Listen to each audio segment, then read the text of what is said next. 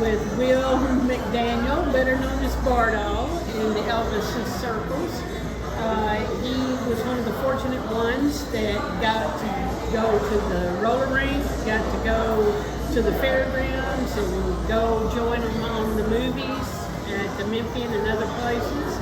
And we're going to start today, Bardahl, with, why don't you tell us a little bit, just refresh everyone's memory about the roller skating rink, and then maybe tell us some about your days playing touch football with him, like some of your books. Well, the roller skating rink, that's where I worked at. And the guy that ran the rink was sick one night and asked me if I worked a private party. Now, he didn't tell me whose party it was. He said, there'll be two guys, they'll come and they'll let in who they want. You can't let nobody in. You give out the skates and get through, put the skates up, lock up, go home. It'll pay you $50. $19.57, $50 was a whole lot of money.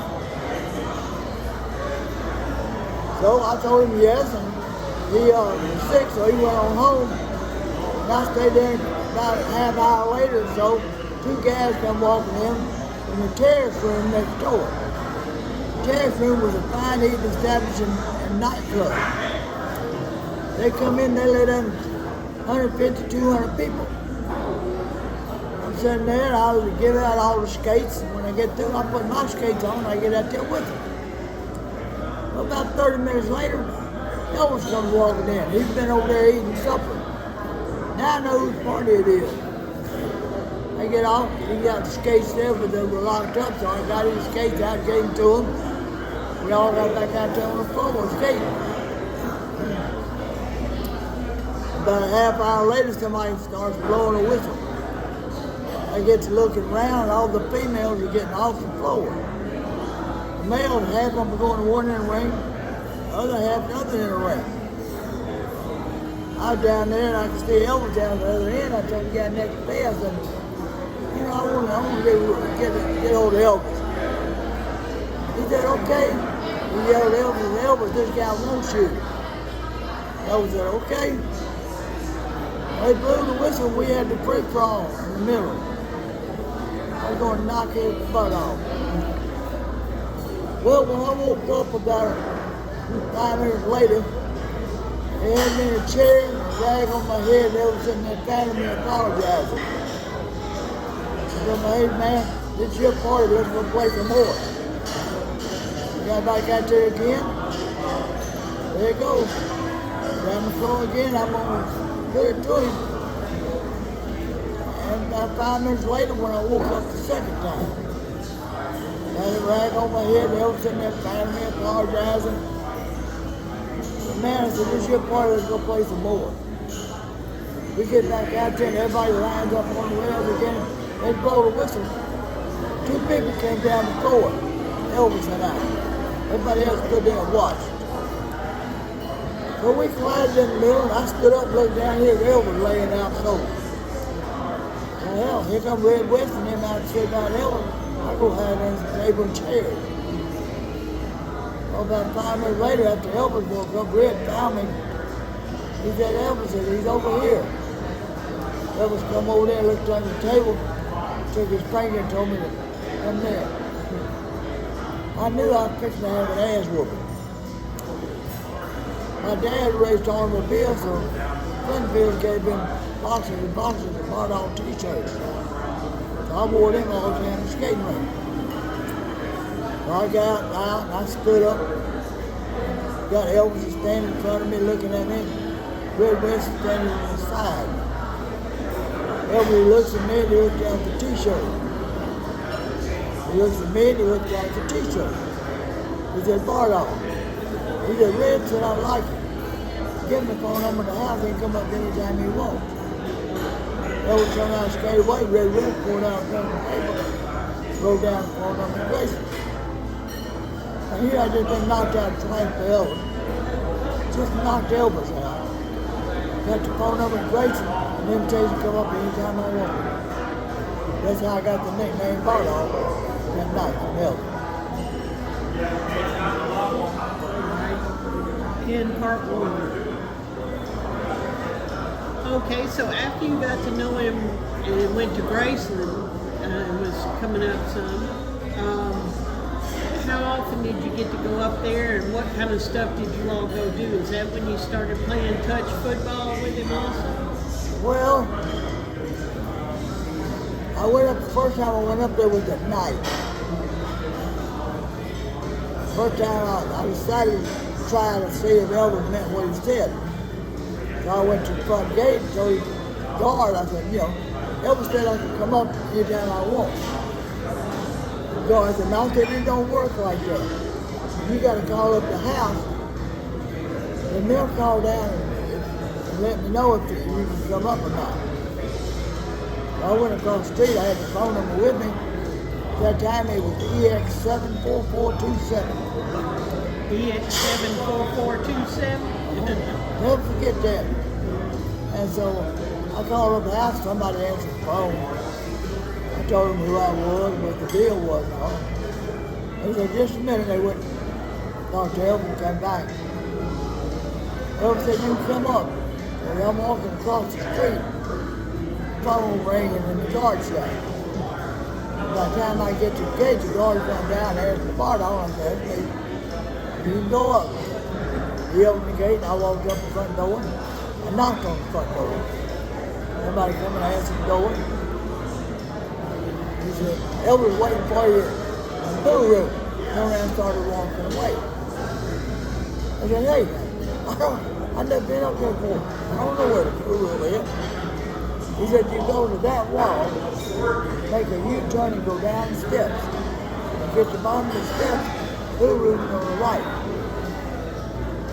So I went through there, went to the walls, and went down the steps. Got halfway down the steps. And that's all I remember. I stayed there all night. Partied all night. And don't remember nothing. My mother the next day said, son, so how was it? I don't know, I don't remember nothing. Did you? So I went back up the next night. See if you could remind yourself. And I went down and went with that. Elvis said, well, what'd you think about last night? I said, hell, I don't know, I don't remember a damn thing. I remember coming starting down the steps and that's it. Elvis laughed, he said, that's the funniest thing I ever heard in my life. But I was in a completely different world. It just overwhelmed you and just completely had you out of body experience. Yeah. That's great. And so, like, were the touch football games like every week or just Every on Sundays. Sunday? We come up the house. We get up the house all. One Sunday we get up there and we look down the gate and there's probably 50, 60 people down the gate. So Elvis said, well, I said, we'll wait a little while. If it thins out, then we'll let it go. We waited about 30, 45 minutes. I looked out there. And Elvis said they got more out there now. I'm trying. I'm trying. Yeah, we're in a public place, so we're trying to get his audio up. And so I told him, I said, y'all can sit up here and wait all day. He said, I'm not gonna play football. Well, I go over there, go out the back door, go out to my car, and I got an old 44 coupe. 44 coupe? 40. Ford coupe. Oh, 440 coupe. 40. 40. 1940. 1940 coupe.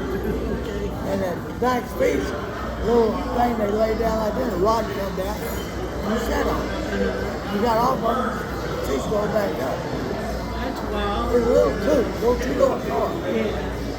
So I went out there and I got in, and Elvis come over there and said, look, this yours now? Yep. He looked at it and all he looked at the back seat. I'm gonna ride with you. So he got in the back seat, sat up there just like that, just as pretty as you could breathe. Yeah. We go down the gate open, and there's people all over my car. Nobody looked at my car forever. He's sitting back there laughing like hell. My motherfucking cousin told him to shut up. We were playing ball about an hour before they knew we were gone. But so then, you say the football games, excuse me, every Sunday? Yeah. Like, was that just a set thing? Or Yes, and that y'all is- would, where would y'all meet at? Graceland, Graceland, and then go, like you just described, go over yeah, we to go down the corner of Graceland Elementary School, play ball. Did you ever go to Whitehaven Yeah, High School? yeah, we played under the lights there. Yeah. Was it on the stadium part, or was it in that little field right in front of the stadium? Stadium, it had the lights and all. Yeah. So, yeah, lit it up for you. Yeah. Well, who all else played with you? Well, we had John Bramlett, he was a pro player, knocked myself silly one day. I go running out, cut it, he stick his arm out, that's swinging around. Oh, Lord, he clotheslined you. Yeah, he was stout. Wow. And it's part of my book about him and that. Yeah, that's right. Your book is the lighter side of Elvis, and people can either contact you, and we can put the information on there to contact you if they want to buy your book, or if they're coming Elvis week, Yeah, they also at Barlow, year round. they're going to have a book selling at Marlowe's Well, also. my book stays there year round. Oh, it's already at Marlowe's, so if they go eat at Marlowe's, they can go in the gift shop and get it too. And let's see, we were talking about who all played football with y'all. I think Red, Yeah, you had Reg, you had Sonny, you had Alan Porter, my dad, Marty Lacker. Marty, What did Bubba Tubbs, Jim Crow. did Jimmy Kingsley ever play with you? Yeah, Yeah, Jimmy Kingsley, who was an early member of the Memphis Mafia. yeah. And I know after y'all did several years of those pickup games, they actually formed a team, didn't they, Yeah. for EPE? Elvis sponsored the team. Yeah, and then because there's that iconic picture of him standing there with all of them, and they had their EPA, Yeah. and he had his football helmet Yeah, on. that's Yeah, so, well, did you go, like, to the Memphian? To watch- Many times. And how would y'all get in? How would, I know everybody kind of followed them or gathered up there, and how would you get in? Well, like one night we leave Graceland, and we got probably about 10 or 12 cars. Elvis is leading, and I'm back about 4 or 5 cars. We go down, it was Bellevue Boulevard then, the Parkway, turn right on Parkway, follow it all the way around. And while we're doing that, once we got on Parkway, this young couple was beside Elvis and she saw Elvis. She kept telling her boyfriend to pull over some, closer. And Elvis is steady moving to the side. He was about to run out of the room. So I raced the automobiles and I was going, I just pulled out of line and run up behind him. Got bumper to bumper with him. They never felt me get it. Next thing they know, they're going 70 miles an hour down Parkway. And I let them go. They didn't come back either. They just kept on going. When we got to the Memphis Theater, Elvis told us that at Bardahl said, I don't know what I'm going to do. I got to run out of room. And you saved his skin on that, but you could save his car skin. Yeah. What cars did Elvis? I know you were interested in racing and cars and everything. What cars was he driving about that era? What era are we talking about? Studs. 60s? Studs. Oh, he was driving the car, the Studs then? Yeah. Oh, okay, so that must have been And the Cadillac. 70s. Pink Cadillac, his mama's car? No, it was black. Oh, the black Cadillac, I'm sorry. As I said, it's real hard to hear in here a little bit, so we're doing our best. But, so what are like, did you actually go into the racing industry? I think you told me before. Yeah. I raced for 25 years. Yeah. 20 to 25 years. Yeah. What kind of racing was it? Oh, midgets, stock car, late model, what you call wing sprints. Was that was like the oval, like dirt track on the minis? Yeah, there's a racetrack across the river, Riverside Speedway. Yeah. When that track was built, brand new. Yeah. The first race car that ever went in that track belonged to my daddy. My dad pulled the first race car in there. He would? Took the first race car through the gate. Oh, really? Yeah, so your daddy, you said, was My dad was a master electrician, yeah, but he was also the smartest man I ever knew. yeah. And he got kind of into the racing, Yeah. got you the racing bug passed on to you? Yeah. And me and my three brothers. Yeah. And your three brothers? When you were around Elvis in the earliest days, other than Red, Sonny, Marty, Billy Smith, Alan Fortas, who else was? Richard Davis. Richard Davis. Was Jerry Schilling there then? I think. It might have been when he was gone. And then Joe Esposito.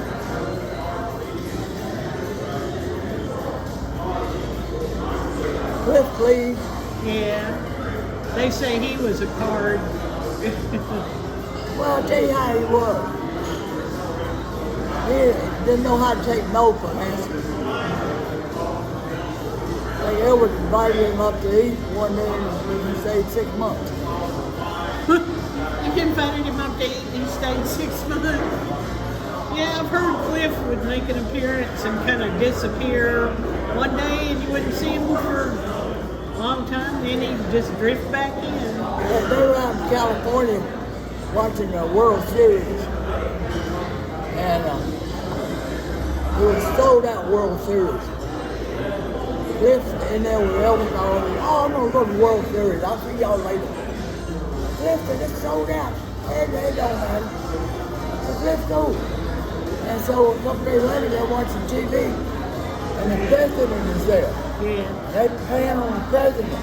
Behind the president, Cliff King. Oh my God. That's very resourceful young man. Well, okay, Bardahl, let's talk about the days at the Fairgrounds. Well, the first time I ever went there, Elvis was with Anita Wood. With Anita?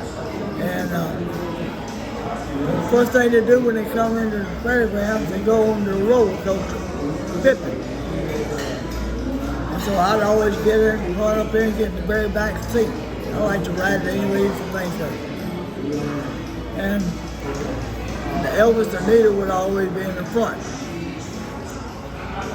One night we came in there, and I had my little sister with me. We went to the very back of the roller coaster. Elvis come in with Anita. The guy that run the roller coaster told her, Elvis, I bet you won't ride this thing anyway I will. Elvis said, no, I said, I won't, but I got somebody that will. Hey, Bardahl. So I run over there, and he said, this guy says you won't ride this thing anyway he will. Okay, let's go. So we rode everywhere you could think of but sitting down. And I don't know any of y'all familiar with the old roller coaster. I walked around and looked at this two bumper on the very front of it. A big headlight in the middle. And I looked down and said, hey, I can ride it up here.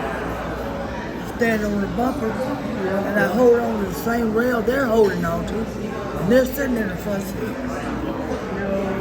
Elvis said, can you do it? I said, yeah. So I got on it. My little sister Nita Wood got in, Elvis got in, my little sister sat next to Elvis. Of course, my little sister did not see me ride it. She's sitting there looking at Elvis.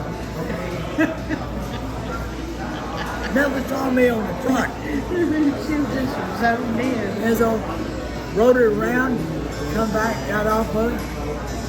I told that guy, I said, okay, it's your turn. He cleaned it off.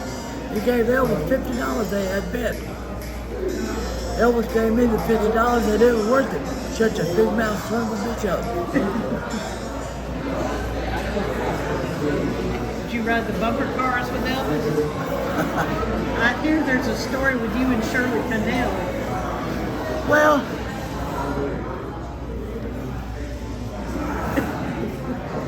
Shirley had to ride with somebody. She couldn't ride by herself. She rode with me. And so then we, Elvis, he gets a shot at you. He takes a shot at you. And that going on. Then after everything's over, then I had to give her a ride home.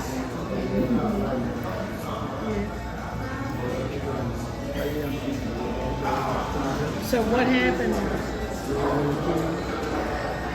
Well, while you were out there riding? oh hell, you hit everybody. Nobody. Shirley says there's a story that Elvis hit y'all so hard that it knocked her cuckoo. She looked around and wondered who had hit their bumper car, y'all's bumper car, and said she didn't know it was Elvis until she looked around and see who knocked her cuckoo. So, but I mean, that happened. I get hit so many times by Elvis and them. they had all run together and you had a concussion. You can't remember nothing. Yeah. Well, do you remember any other, like, was there ever a time, like, that Natalie Wood, or Nick Adams went with y'all in different places? No, not when I was there. No. Yeah. Nick Adams went to the circus with Elvis, and a friend of mine, her dad had the circus, and he had a helicopter, and he gave Elvis his first helicopter ride. Oh, my gracious. And they landed in the front yard over on Ottoman. Scared his mother to death. They landed in the yard at all? Yeah. Oh, my Lord. Well, I guess the trees were a lot smaller over there. Oh, yeah. Yeah. That's 50, 60 years ago. Yeah. Oh, yeah. Did you know Anita? Did you get to know her? Anita Wood? Uh-huh. I talked to her daughter last week. Did you? Is she doing all Jonita. right? She named after her. Jonita. Yeah. Her daddy was named Joe. Yeah. Yeah, so it's after both of them. The man she married after she and Elvis split up. Yeah. Wasn't he a football player? Yeah. Yes, he was. So did you like her? Everybody else I've talked to said they loved her to pieces. Couldn't understand Elvis why he let her go. I know a lot of people have questioned. I mean, the whole family loved Anita. I don't know any of them that loved her. I guess he knew he'd have to act right if it was with Anita, because Anita wasn't going to let him let him mess with other people without giving him flack. But she was, she was an intelligent lady, it sounds like, and she knew probably that she There's had a to make picture of the me and her in my book. There is? Yeah. I'm going to have to go take a look at it, and we'll add it to the video, too, in with this. Do you have remember any other events or things that were especially crazy? How many you want to know? All of them. One will suffice. One more? We were at the Memphis Theater one night. Well, I'll give you two more. First one, I was out getting this bite to eat, Elvis and Stella walked in. How you doing, Elvis? Elvis spoke. How you doing, Mr. Stella? stuck that nose up there. For some reason, it just got all over me. I walked over here and I quietly told her what she could do with her nose. Elvis stood there and laughed. When I got through, I turned around, went in, sat down and watched the movie. About a half an hour or so later, I went to the restroom. Elvis was in there.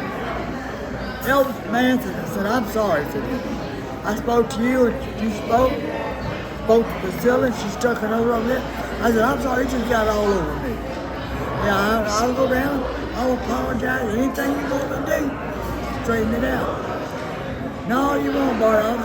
I figured somebody's going to tell her off sooner or later. I figured it's going to be you. Next night I go up to the house, walk in, first thing I hear, hi, bye. That was Priscilla, I take it. Yeah. Good imitation. Because you know, she jumped on Elvis' ass about it. Yeah. And then Elvis was the type that said, well, those are my friends. They were here long before you. They'll be here long as you know. Well, there you go. But he would take up his friends. Yeah, oh, he did that with Delta, too.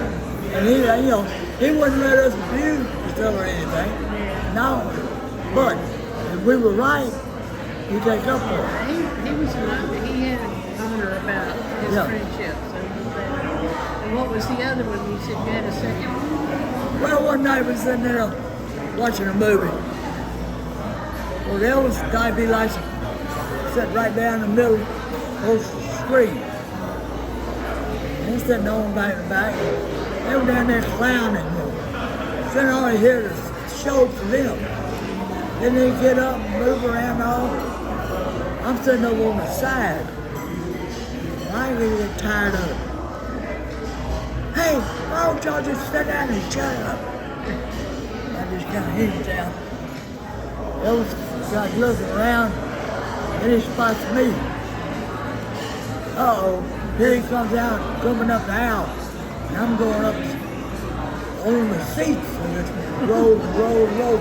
Somebody rolled up a seat and I ran down underneath of it. Elvis got over there and looked at me. You okay? I said, yeah. Then he laughed like hell. He was coming after you, so it's a good thing you got hit yourself. Well, if that's, do you have anything you would like to say about your time with Elvis? I'll tell you about a New Year party, Bob. Up the house. And fixed to leave one afternoon. And Elvis Thomas said, Bardahl, did you come to my New Year's Eve party? I said, that's the invitation only, isn't it? He said, yeah. I said, I don't have no invitation. He said, Bardahl, you don't need one. Okay. So I was married at the time. And the lady I married to just passed away about 2 weeks ago. And so, some New Year's Eve, we get dressed up and all, go down here to, can't think of the name of the club now, down here on Elvis Presley. Manhattan. And so we go down there, go up the steps, back door, and knock on the back door, get on the back door. 2 city cops standing there. Invitation, please.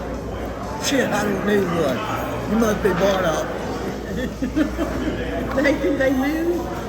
Yeah. Your reputation had preceded. I guess Elvis told him that I didn't have one. Yeah. Invitation. And so we go on in. Get us a table over to the side. I keep trying to talk about it now. And come on, Sue. My wife said, come on. Let me introduce you to Elvis. She was steady to getting drunk. And drunk. Later on at night, we went out there dancing, and slow dancing, and I put my finger through a belt loop and heard, hold her up. Then we get through there and come on, baby, let me introduce you to Elvis. Oh, all right. Took over there. Elvis, this is my wife, Charlotte. Elvis got up, kissed her hand. what do you do with somebody like this? Just cut me down. And he talked to her about 4 or 5 minutes. When she walked away from that table, she was cold sober. And could not get drunk the rest of the night. Oh my goodness. Cold sober. He put the voodoo on her, didn't he? Put the kibosh on the liquor and sobered her up. Said that she had to be good from now on. Yeah. Well, in retrospect, what are your takeaway memories, your lasting memories of Elvis? Oh, The type of person and friendship you all had. He was an honorable man. I think you and I talked about that earlier, that with his friends, he was steadfast. yes. Took up for him. Well, Bardahl, I sure do appreciate you joining us again, and this will probably be one of many more. I hope so. Yeah, and we enjoyed this series with you. And everybody, again, I will put the information down that you can get Bardahl's book, The Lighter Side of Elvis, and come see Bardahl at the summer convention at John Daly. I want to add something else to all that. I've been listening to some of these podcasts out. Now, Billy Smith's got one, and the Fall Guy's got one. Yeah. Now, Billy Smith, I love him to death. And I believe everything Billy Smith said. And I'm not too sure about the other guy. But believe Billy Smith. He was there the whole time. He was Elvis's best friend. He was my friend. I started running with him when I started running up to Elvis in 57. So everything I know, I've learned from him and Elvis and all. Billy Smith was #1 person. That's right. Best friend and family. Yep. I agree with you. Thank you, Bardahl. We appreciate you and take care, okay? My pleasure, darling.